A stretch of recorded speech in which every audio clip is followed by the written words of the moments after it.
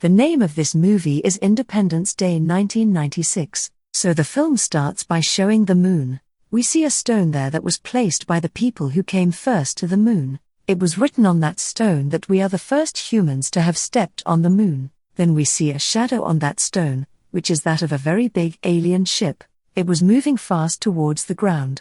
After that, we are shown a head office on the ground. They search for other signals coming from the sky. They were getting a very big signal. The boy there quickly calls his senior. They all thought that these signals were from a ship, which must have been sent by another city, but they do not see any ships on the radar. Soon they came to know that these signals were not coming from anywhere else but from the moon in the sky. Now, they quickly inform the army people about this.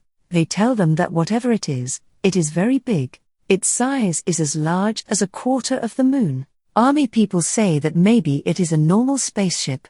They say no. This spaceship is stopping again and again. Everyone was scared to hear this. The president of the White House was also very worried about this. He also did not understand what this thing could be. Army people tell the president that this thing has stopped in one place, and is spreading in different pieces of 36. Maybe it will come to our land in 25 minutes. After a while, news started coming from different cities. They have seen clouds of fire in the sky, and these clouds were the same ones that had spread in different pieces. Then, after a while, a piece starts moving towards Moscow. When the president finds out about this, he sends the plane to that piece, which was also destroyed by fire. They did not understand what this thing was. After a while, a very big spaceship stops in the city, which was as big as the whole city. Many more spaceships had stopped in different cities. Because of all this, there were a lot of problems with the TV stations. At that time, we see a man on a TV station. His name was David, and he was a satellite engineer. When he sees all these signals, he finds some hidden ones, which were disappearing in the middle. After this, he goes out. David looks at the sky, where he sees a very big alien ship. He understood what was going to happen. He comes inside and tells the station owner, "Slowly, aliens want to stop our signals and bring their signals into the world. If this happens, then understand that there is going to be a lot of destruction. These big spaceships are not empty, but there are aliens in them. They want to come and occupy our Earth." David wanted to convey this news to the president. He calls his wife, who used to work with the president. He tells her everything. He says we are going to be attacked soon, but his wife does not believe him and turns off the phone. But David knew how important it was to convey this to the president. That's why he goes to Washington, D.C., with his dad, where the White House was. He reaches there and calls his wife. With the help of whom he reached the president, he tells him that our land is round. That's why aliens can't come here and give signals to each other. That's why they are using our satellites. And very soon they are going to destroy the world. The president does not listen to anything carefully and leaves. Now, when they see a spaceship above the White House, they send their helicopter to them, so that they can contact the aliens. But before they could do anything, 2 missiles from that spaceship came and attacked their helicopters. The president also understood that aliens had come to attack his city. David's words were absolutely true. That's why they all leave the White House. There was chaos in the city. Everyone was running around because everyone was very scared. That's when the time runs out. That was the time when David had guessed. And at the same time, the spaceship that stayed in the sky had its doors open. The blue light was coming out of the spaceship. Everyone is surprised to see the spaceship. The next moment, the spaceship makes a very big blast, in which big buildings were destroyed. The president was very sad about this. He thinks, "I wish I had believed David's words. So many innocent people lost their lives." On the other hand, we see the Air Force, which now wanted to take revenge on those aliens. That's why they send their fighter planes to the spaceship. There was also a pilot named Stephen in them. When they all attacked that ship, their missiles were destroyed before going there. Because there was a safety cover outside the spaceship, no one could harm them. That's why small ships come out of that spaceship, which was attacking those fighter planes. All the planes were destroyed in their attack. Only Stephen's plane was left. Before this, the spaceship also destroyed it. Stephen opens the parachute on his plane, in which that alien's ship got stuck and fell down. When Stephen goes near that ship, There was an alien on that ship who was badly injured. Stephen punches him and makes him unconscious. On the other hand, we see the president, who was very upset, because now the aliens had attacked his air force. That's why people say we should attack those aliens. But the president didn't want that. There was also David, who said, "We can't attack the aliens like this. We will destroy our city like this by ourselves." The minister gets angry about this. He tells David to go. At that time, David's dad also came here. He tells everyone angrily, "You were told about all this before, so why didn't you make arrangements to save people? You knew that aliens existed in the world. How did you take it as a joke? And many years ago, an alien ship crashed, which also had aliens, whom you have kept in Area 51. After hearing this, the president says, "There is nothing like this, there is no Area 51. After hearing all this, the minister says, "This is true, he is telling the truth." After hearing all this, the president was also surprised, because he didn't know anything about this. Only the army controlled this area. Now they all go to Area 51, where a very big lab was made under the ground. The same alien ship was kept there, which was destroyed many years ago. Here, the president meets a scientist in the lab. He says that we have been trying to fix this spaceship for a long time, but we couldn't fix it, although we have learned a lot about it. But since the other spaceships have come to our land, it has started to activate itself. Here, the scientist also shows him the dead aliens, which they had found on this spaceship.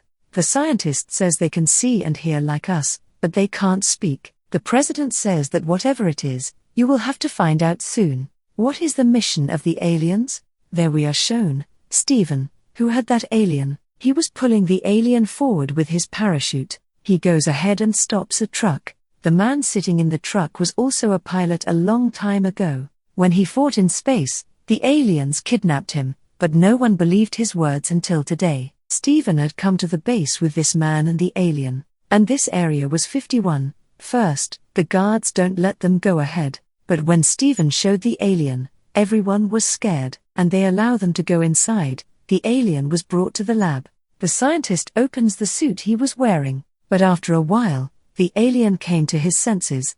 As soon as the alien looks at the scientist, he started having a strange headache. After this, the alien kills everyone there. When the president comes to the lab, he finds the scientist's dead body near the glass, whose neck was caught by the alien, and the alien talks to the president through the scientist's neck, says, "Leave me." They tell the alien, "Look, you make peace with us, we will learn a lot from each other," but the alien clearly refuses. He says, "We just want to kill you." Now the same headache that the scientist had is the same headache the president had. Actually, this was the power of the alien, that when anyone looked at him, he was not under his control. That's why the president's men killed the alien there, after which the president was cured.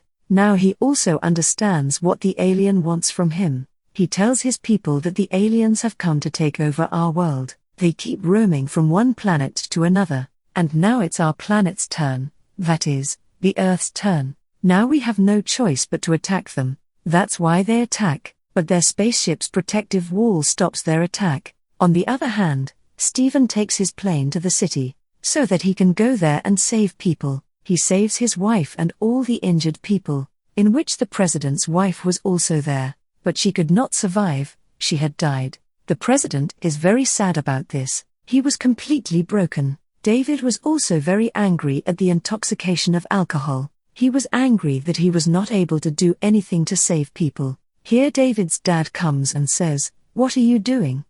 In this way, you will get sick, you will catch a cold." Hearing this, David gets an idea and quickly goes to the same lab, where the spaceship was kept. He puts a can on it and tells the officer to shoot it. He shoots. So there was a protective wall around the spaceship. After that, David does something on the computer, and says shoot again. This time, the bullet hits the can. Everyone was very happy that the protective wall was gone. They asked David, "How did you finish this protective wall?" He says that I installed a virus in that spaceship, due to which its shield became weak. David says we will do the same in their spaceship. We will spread the virus, due to which the protective wall of every spaceship will become weak, and here we will be able to attack them easily. Everyone asks how we will reach their spaceship. David says from this spaceship, we will enter their big spaceship, go there, and install this virus, which will work after a minute, and then we will leave from there in a minute. Everyone agreed to this, but the question was, who will run the spaceship? Here, Stephen says, I will run it. They sent this message to all the countries, that we are going to attack the aliens in return, and the spaceship in your city, you will have to attack them. Everyone was ready, that they will attack the aliens and finish them. A missile is also loaded into Stephen and David's spaceship. Here, the president says we still lack a pilot. He goes to the people and announces, whoever knows how to fly a plane, he should join our team. Here is the same man who helped Stephen, whom the aliens had kidnapped many years ago. He was also ready to come on the team with them. David and Stephen were both ready to sit in the spaceship and fly. They entered their biggest spaceship, where they see a lot of aliens, who are preparing to attack. Their spaceship had stopped itself. David now installs the virus there. When the virus is installed, they also tell their army. That's why their planes outside were ready to attack the ground spaceship. First, their missiles don't work, but the second time they try, missiles hit the spaceship. Everyone was very happy, but from that big spaceship, now small spaceships come out, who were attacking their planes. This time, the man who met Stephen, he hits his plane with that big spaceship, which caused a big explosion. Stephen and David were on the aliens' mothership. Their ship was also stuck there.